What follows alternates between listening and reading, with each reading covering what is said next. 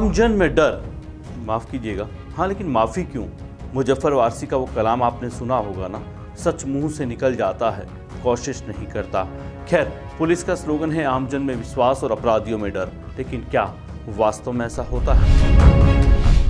आमजन की तो छोड़िए, राजस्थान पुलिस के ही एक आईपीएस ऑफिसर अपने ही विभाग के आला अधिकारियों से इस बात की जंग लड़ रहे हैं कि वो जिस तरह की अनियमितताएं कर रहे हैं, जिस तरह की वो बेनामी संपत्तियां बना रहे हैं, जिस तरह से वो सोना स्मगलिंग में जो मिला उसमें से 6 किलो सोना गायब कर देते हैं, कोई कार्रवाई नहीं होती।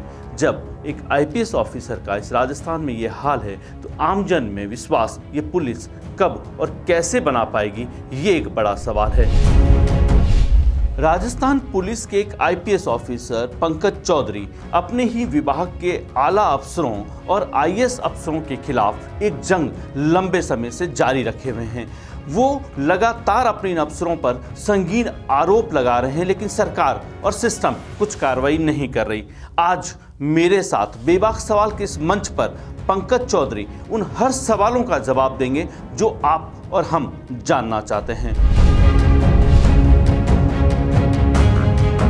देखिए, किसी भी अधिकारी के लिए, विशेषकर पुलिस विभाग में, जब कोई एक जूनियर अधिकारी अपने सीनियर अधिकारी पे आरोप लगाता है तो आरोप ऐसे वर्बली नहीं लगाता है या बिना किसी तथ्य के नहीं लगाता है जो है, और उसके पीछे जब कभी चीज़ें बहुत एक्सट्रीम में जाती हैं तब ये चीज़ें बाहर निकल के आती हैं।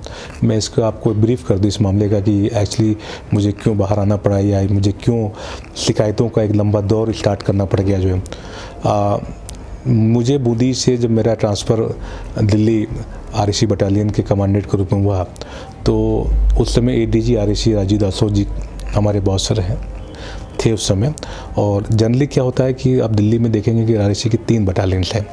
3 बटालियंस वो हैं जो पिछले 20 सालों से दिल्ली में अवस्थित हैं और उनका काम जो है वो न्यायपालिका, सुप्रीम कोर्ट, हाई कोर्ट, विभिन्न वीवीआईपीज की सुरक्षा देना है। मतलब उनकी कह लीजिए कि सीआईएसएफ के साथ और बाकी पैरामिलिट्री फोर्सेस के साथ साथ दिल्ली पुलिस के साथ साथ आरएसी के जवान की भूमिका भी वहाँ पे सुरक्षा के साथ लगी रहती है। लेकिन जब मैं एक फैक्ट पे जब मैं जाता हूँ कि जब पंकज चौधरी का जब वहाँ ट्रांसफ़र होता है तो अमूमन जो भी आईपीएस राजस्थान से इंटरनल डेपुटेशन पे दिल्ली गए पिछले 20 सालों में, तो उनको कमांडेंट तो एक बटालियन का बनाया जाता था, लेकिन बाकी जो बटालियन उनको एडिशनल चार्ज उनको दिया जाता था। एक प्रथा थी पहले, लेकिन एक तथ्य जो था उसमें ये था कि जो भी आईपीएस जयपुर से आया है या राजस्थान से आया है उसको तीनों बटालियन का चार्ज विद इन महीने भर में दे दिया जाता है। लेकिन मुझे ये फैक्ट जब मेरे पास आया महीने 2 महीने के बाद कि पंकज चौधरी को तो सिर्फ 11वीं बटालियन के कमांडेंट से चार्ज दिया गया, बाकी जो 2 बटालियन वो चार्ज पंकज चौधरी को नहीं दिया गया। तो एक क्वेरी हुई दिमाग में कि पिछले 20 सालों के अंदर जितने भी कमांडेंट यहाँ लगे, आईपीएस लगे या प्रमोटी आईपीएस लगे या महिलाएँ लगी जो है, उनकी क्या योग्यता थी जो है। पंकज चौधरी की योग्यता में कुछ कमी हो गई, इसलिए उनके डीजी राजीव दासो साहब ने या डीजी तत्कालीन डीजी ओमेन भारद्वाज जी को पंकज चौधरी की योग्यता में कुछ कमी नजर आई, इसलिए उन्होंने सिर्फ पंकज चौधरी को सिर्फ 1 बटालियन तक सीमित रखा, 2 बटालियन के चार्ज किसी डिप्टी कमांडेंट को दे दिया जाए। ये क्वेरी मैंने इंटरनली पता की तो ये बहुत हास्यास्पद भी था और एक क्वेरी ऐसा था जिसमें ये नज़र आ रहा था कि पहले कई ऐसे आईपीएस जिनके लिए दिल्ली की पोस्टिंग एक वैसी पोस्टिंग थी जिसमें कि उनको लगता कि यहाँ क्या काम करना है जो है, जिनको लगता था ये बर्फ़ वाली पोस्टिंग है जो है, जिनको ये लगता था कि यहाँ तो सिर्फ हम टाइम पास करने के लिए हैं।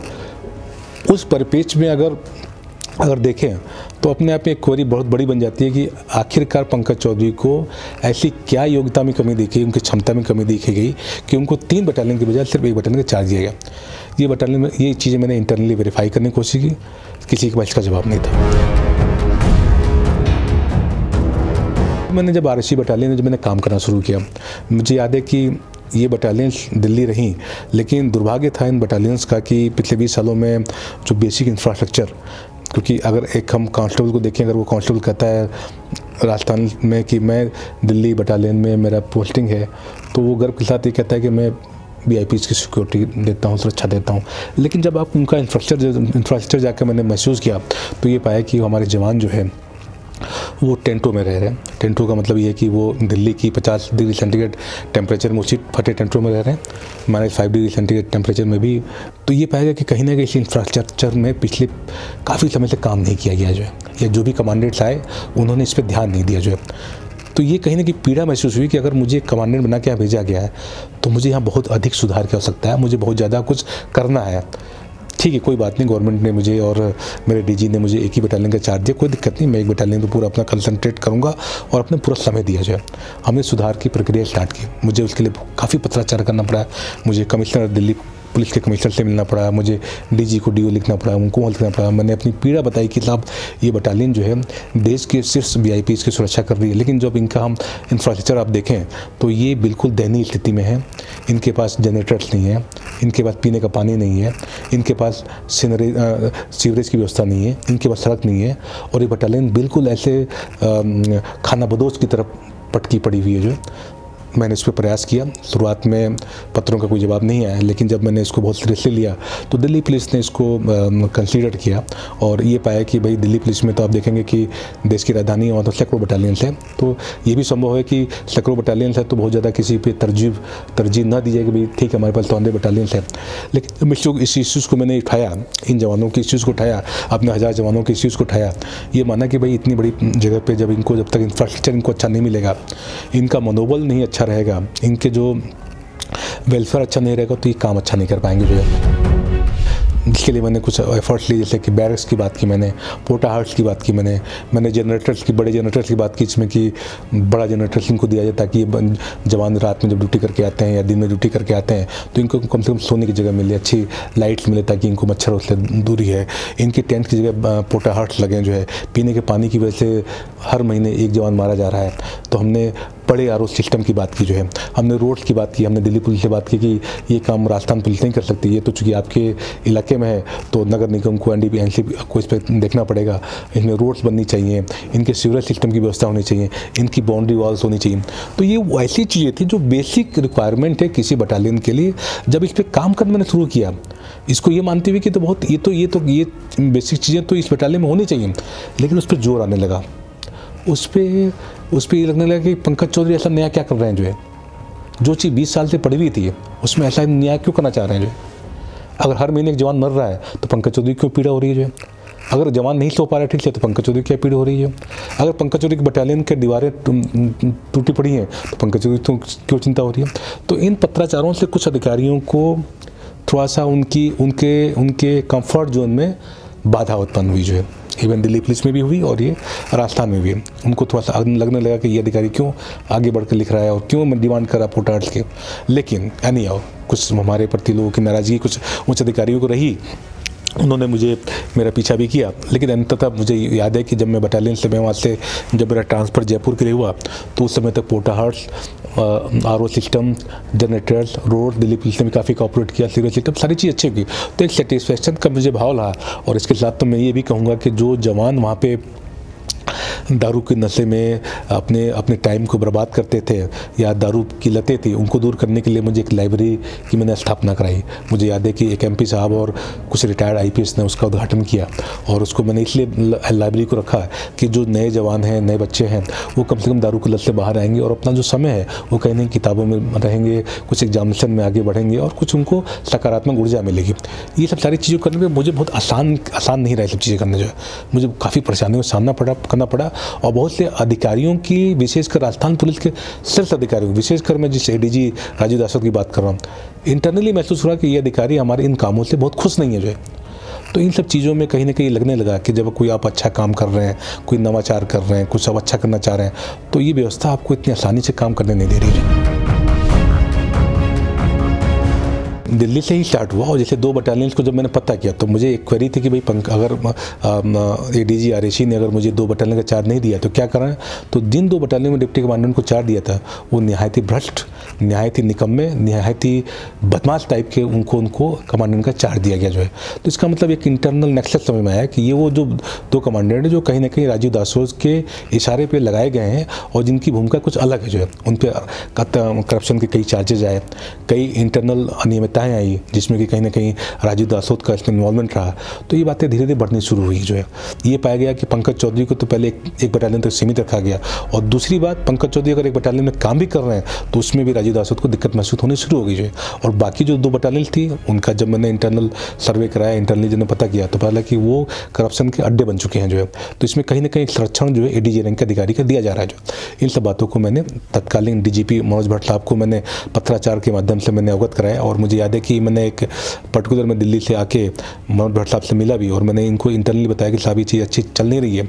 मेरी 2 कह रही है कि पंकज चौधरी को पहले एक बटालियन का चार्ज क्यों दिया गया, जो पिछले 20 साल में रूटीन का प्रोसेस था, उस प्रोसेस को क्यों तोड़ा गया, और दूसरी बात, जो दिन बटालियन का चार्ज इनको दिया गया वो निहायत ही करप्ट और अयोग्य लोग हैं जिनको कि चार्ज नहीं दिया जाना चाहिए था। जो है इसका मतलब कहीं ना कहीं पंकज चौधरी को आप एक तरह से एक व्यक्ति को सीमित कर रहे हैं और एक तरफ भ्रष्टाचारों को आप बढ़ावा देना चाहते हैं।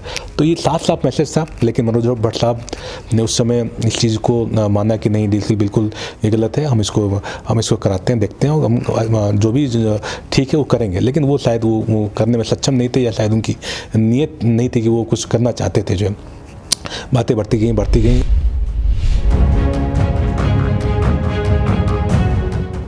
जैसलमेर पोस्टिंग के दौरान 6 किलो सोने के गबन की घटना 1992 में काफ़ी चर्चाओं में रही। जो है वो मेरे चूँकि जैसलमेर पोस्टिंग के दौरान कुछ फैक्ट्स मेरे पास रहे हैं, लेकिन उस चीज़ से मुझे कोई लेना देना नहीं था। लेकिन जब चूँकि राजीव दासोत से बटालियन में इन सब सारी क्वेरीज को स्टार्ट हुआ, तो मेरे पास कई परिवार आए जैसलमेर से, और जो एक्चुअल जो पीड़ित रहे उस समय, जिन्होंने कि 6 किलो सोने के गबन का मामला उजागर किया था, एडिशनल एसपी चंदन लाल नवल ने, जो इस समय आज दुनिया में नहीं है, वो करीब 72 साल की उम्र में उनका निधन हो गया, और उन्होंने 6 किलो सोने के गबन की पूरी एक तरह की रिपोर्ट जो है इंटरनल गवर्नमेंट को मुहैया कराई। और इसमें ये हुआ कि चूँकि वो भी ऐसे व्यक्ति थे जिनको ये लगा कि चूँकि मैं एक ऐसे बड़े घोटाले को, गबन को उजागर कर रहा हूँ, तो मुझे शाबाशी दी जाएगी, मुझे पुरस्कार मिलेगा। लेकिन जिस तरह की आप प्रोफाइल देखेंगे, रिकॉर्ड्स को जब देखेंगे, तो ये पाएंगे कि एडिशनल एसपी बॉर्डर इंटेलिजेंस रहने के दौरान जिस व्यक्ति ने 6 किलो सोने का गबन का खुलासा किया, उस व्यक्ति को किस तरह से प्रताड़ित किया गया। और ये घटना थी जब राजीव दासोत एसपी जैसलमेर थे, पहली पोस्टिंग थी, और इनकी निगरानी में 6 किलो सोने का गबन कराया गया। जो है तो एडिशनल एसपी की जो रिपोर्ट है, आप इंटरनल रिपोर्ट भी आप देखेंगे, वो रिपोर्ट तो आज सभी विभागों के पास हैं, जिन कंसर्न संस्थाओं के पास हैं, रिकॉर्डेड हैं। उस व्यक्ति के द्वारा रिकॉर्डेड एविडेंसेस दी गए हैं, सीडीज दी गई हैं, बयान है उसमें, रिकॉर्ड पे सारी फाइल पे सारी चीज़ें हैं। उस व्यक्ति ने ये बताया कि 6 किलो का सोने का गबन करने का खुलासा करने के बाद क्या क्या भुगतना पड़ा। वो आज एडिशनल एसपी से रिटायरमेंट उनका हुआ 2006 में, और जो व्यक्ति जिसको कि डीआईजी आईजी पे रिटायरमेंट होना चाहिए था, वो व्यक्ति एडिशनल एसपी पे रिटायर हो गया। और जिस व्यक्ति को सम्मान मिलना चाहिए, उस व्यक्ति को ना सिर्फ वहाँ से हटाया गया था, बल्कि उसको प्रताड़ित करने के दौर में एशियारें ख़राब की गई, राजीव दासोत के द्वारा एशियार ख़राब की गई। उस समय अशोक भंडारी हुआ करते थे एडीजी इंटेलिजेंस, उनके द्वारा गलत तरीके से ट्रीट किया गया, क्योंकि एक गैंग, एक नेक्सस अपोजिट हो गई। और 6 किलो के सोने का जो गबन का मामला था, उस गबन को दबाने का प्रयास किया गया, ऑन रिकॉर्ड होने के बावजूद भी, कि एक एडिशनल एसपी को किस तरह से जो है इस सिस्टम के कुछ ऐसे अधिकारियों ने जिनका कि भ्रष्ट आचरण रहा, जिन्होंने भ्रष्ट तरीके से चीज़ों को कमाया, उसको दबाने के लिए, एक जूनियर अधिकारी को दबाने के लिए उन्होंने किस तरह से सिस्टम का सपोर्ट लिया, जो है वो चीज़ें चलती रही। राजस्थान में जैसलमेर से सटी पाकिस्तान सीमा पर एक तस्कर सीमा पार से सोना लेके आता है। पुलिस को मुखबिर से सूचना मिलती है और पुलिस वहां के तत्कालीन एसपी के साथ धावा बोलती है। सोना भी बरामद होता है और तस्कर भी गिरफ्तार होता है। लेकिन बाद में राजस्थान पुलिस के ही एक आईपीएस ऑफिसर ने यह कहकर खलबली मचा दी कि जो बरामद सोना हुआ था उसमें से 6 किलो सोना कम है। उस सोने की बाजार की कीमत आज की तारीख में 1.8 करोड़ रुपया है। तो आखिर वो सोना गया कहां? इस पूरे मामले को हम आपको बताएंगे, बस बने रहिए मेरे साथ और देखिए बेबाक सवाल। सोना डेफिनेटली बात है कि राजीव दासोत के द्वारा उस सोने की जो कहानी आप देखेंगे, उसमें रिकॉर्ड्स में देखेंगे कि पाकिस्तान से एक तस्कर रहीम खान जो है, वो उस समय बॉर्डर पे आता है और 300 सोने के सिक्के जो है वो लेके आता है। और इस कहानी का जो सिर्फ मर्म है वो आज भी वो जीवंत है कि जब वो बॉर्डर से जब जैसलमेर आता है तो वो किसी ढानियों के अंदर, बालू के अंदर वो 300 सोने के सिक्के छुपा के रखता है। रामगढ़ पुलिस चौकी पे उस समय SHO राम सिंह थे। उनको किसी मुखबिर को सूचना मिली कि रहीम जो है तस्कर जो है सोने की तस्करी को लेके तस्कर वो कहीं आपके इलाके में ढांडियों में है। तो राम सिंह ने, जैसा कि रिकॉर्ड्स बताते हैं, दस्तावेज बताते हैं, जो रिकॉर्डेड दस्तावेज उसमें ये बात निकल के आती है कि SHO राम सिंह ने उस समय के SP राजीव दासोत को फ़ोन किया और उनको बोला कि साहब इस तरह का तस्कर है और हम एक बड़ी रेड हम कर सकते हैं। तो SHO रामगढ़ और SP जैसलमेर, तत्कालीन SP जैसलमेर राजीव दासोत उस तस्कर का पीछा करते हैं, वहाँ जाते हैं। वो जब जिस जगह जाते हैं तो बालू से वो कुछ बोरी निकालते हैं तो उसमें से वो 300 सोने के सिक्के निकलते हैं। उसके बाद उस गबन का प्रक्रिया स्टार्ट होती है। ये लोग SP SHO और कुछ जाब्ता और रहीम तस्कर को लेकर लोग रामगढ़ थाने आते हैं। थाने पर आने के बाद 300 सोने के सिक्के में से 250 सोने के सिक्के तो वो जब्ती दिखाया जाता है कि ये हमने बरामद किए और 50 सोने के सिक्के जो है वो इनके द्वारा रख लिए गए जो है, जिसमें कि रहीम का स्टेटमेंट था उस समय कि वो कहता है कि आप ये पूरे सब हम रख लो, मुझे पाकिस्तान भाग जाने दो। लेकिन उसको जो है कहा कि नहीं हमने आपको पकड़ा है और आपको हम जो है इस पर लीगल कार्रवाई करेंगे। लेकिन हम 250 सिक्के उन्होंने जब्ती में दिखाए और 50 सिक्के अपने पास रखे। 50 सिक्के का मतलब हो गया कि लगभग 6 किलो सोना। और आज की डेट में देखें तो इसकी उस समय की वैल्यू देखें और आज की देखें तो लगभग ये 1.8 करोड़ का मामला है और आज तो इसकी वैल्यू काफ़ी ज़्यादा है। ये सारा चीज़ रिकॉर्डेड है। एडिशनल SP जो चंदनमल नौल की बात कर रहे हैं वो एडिशनल SP बॉर्डर इंटेलिजेंस का पद था। उन्होंने कुछ समय के बाद उस रहीम तस्कर से इंट्रोगेट किया, सारी बातें रिकॉर्ड पाई और ये सारी बातें खुलती चली गई कि इस मामले में किस तरीके से जो है सोने का गबन किया गया। मुझे याद है कि बहुत से ऐसे साक्ष्य मुझे मिले जिसमें कि उस समय जो फोटोग्राफर था, उस समय कुछ लोग थे जो लोग उस चश्मदीद थे उस घटनाक्रम के, उन लोगों से भी मेरी बातचीत हुई। तो रिकॉर्डेड चीज़ें जब आई, चंदनमल नौल ने भी मुझे अप्रोच किया अपने अंतिम समय में कि साहब मेरे साथ बहुत अन्याय हुआ है, मैं IG रिटायर होता, मेरे साथ गलत किया गया है, कोर्ट के आदेश के बावजूद भी मेरे SCR को राजीव दासोत और अशोक भंडारी के द्वारा ख़राब किया गया और इस गैंग के द्वारा मुझे परेशान किया गया है। मुझे चूँकि आपका नाम मैंने सुना है तो मुझे उम्मीद है कि आप मेरी बात को आगे तक पहुँचाएँगे और मुझे न्याय दिलाएंगे। उस पत्र को लेके और मैंने तमाम ऐसे RSC बटालियन से लेके जैसलमेर से तमाम तार को जोड़ते हुए तमाम साक्ष्यों को, दस्तावेज़ों को, तमाम चीज़ों को एक साथ इकट्ठा करते हुए हमने जो है कई और परिवारों को लेते हुए करप्शन के, राजीव दासोत के करप्शन को लेते हुए हमने सबसे पहले कार्मिक विभाग को अप्रोच किया, उसके बाद चीफ सेक्रेटरी को अप्रोच किया, DG को अप्रोच किया। जब इनसे कार्रवाई नहीं हुई तो मुझे बाद ही होकर इन सारी फैक्ट्स को मुझे केंद्रीय सतर्कता आयोग में लिखना पड़ा, क्योंकि ये मामला चूँकि देश की सुरक्षा से संबंधित था, सोना तस्करी से संबंधित था, भ्रष्टाचार से संबंधित था, पद के दुरुपयोग से संबंधित था, अनियमितताओं से संबंधित था, एक IPS अधिकारी की इंटीग्रिटी से संबंधित था। इन सब चीज़ों को लेकर मैं जब केंद्रीय सतर्कता आयोग को लिखा, सतर्कता आयोग ने दिसंबर 2017 में मुख्य सचिव राजस्थान को एक लेटर इशू किया कि पंकज चौधरी IPS राजस्थान पुलिस से एक लेटर हमारे पास आया हुआ है और चूँकि ये जांच का विषय जो है राजस्थान का है तो आप इस पर कार्रवाई करके और इनको सूचित करें। मुझे याद है कि चीफ सेक्रेटरी राजस्थान को मैंने 2018 जनवरी में मैंने केंद्रीय सतर्कता आयोग के लेटर का हवाला देते हुए मैंने उनसे डिमांड की, कार्रवाई की मांग की कि राजीव दासोत के खिलाफ आपके पास पुख्ता सबूत हैं, पुख्ता साक्ष्य हैं, इस पर आप कार्रवाई कीजिए। अगर आपको लगता है कि आपका कार्यालय इस कार्य को करने में सक्षम नहीं है तो मुझे सूचित अवश्य करिएगा ताकि मैं आगे के विकल्प अपना सकूं। मुझे याद है कि आज तक भी मुख्य सचिव कार्यालय राजस्थान की ओर से जो है कोई रिप्लाई नहीं आया कि इसमें आपने कार्रवाई की। आपको अगर ये लगता है कि मैं कहीं आप ही की बात इस मंच से कर रहा हूं तो यकीन मानिए मुझे अच्छा लगेगा अगर इस वीडियो को आप वायरल करते हैं।